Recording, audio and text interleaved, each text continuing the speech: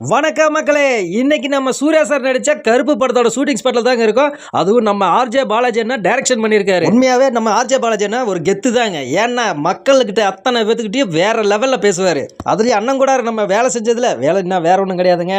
பார்ட்னரா அங்கங்க junior artist எல்லாம் கொஞ்சம் கொடுத்தேன், அவ்வளோதான். படம் ரிலீஸுக்கு முன்னாடி இது போடக்கூடாதுங்கிறனால தான் இவ்வளோ நாள் வெயிட் பண்ணுங்க. பார்த்தீங்கன்னா சாமி செட்டு போட்டிருக்காங்க. பார்த்தீங்கன்னா எத்தனை மணி எத்தனை எல்லாம் ஒரிஜினல் மணி தாங்க. சத்தம் கேட்குதுங்களா? ஆனால் உண்மையாலுமே நம்ம சாமியை வந்து தொட்டாக்கா நல்லா அந்த வைப்ரேட் அப்படியே தெரியுதுங்க. சூப்பராக இருக்குது.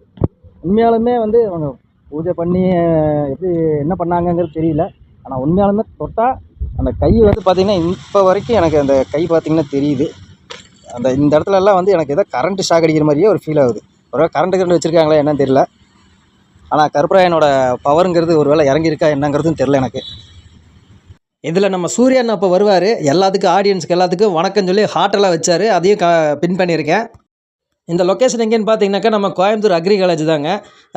இப்போ இதில் பார்த்தீங்கன்னாக்கா இந்த மரம் இதெல்லாமே வந்து உள்ளுக்குள்ளே ஒரிஜினாலிட்டியாக எல்லாமே செட் பண்ணியிருந்தாங்க. அண்ணாவோட நம்ம கேரவேன் தான் இது. இப்போ பார்த்தீங்கன்னா எங்கள் நடுவில் ஹாட்டெல்லாம் வச்சுட்டு காட்டிகிட்டு இருக்காரு பார்த்தீங்களா அண்ணன். அந்த கேரவேனில் தான் இருக்கார் சூர்யா அண்ணன். பாருங்கள், எல்லாத்துக்குமே வாரமே எல்லாருமே மக்களெல்லாம் கத்த ஆரம்பிச்சிட்டாங்க. அந்த சவுண்டும் கேளுங்க. ஏன் சூர்யா தானே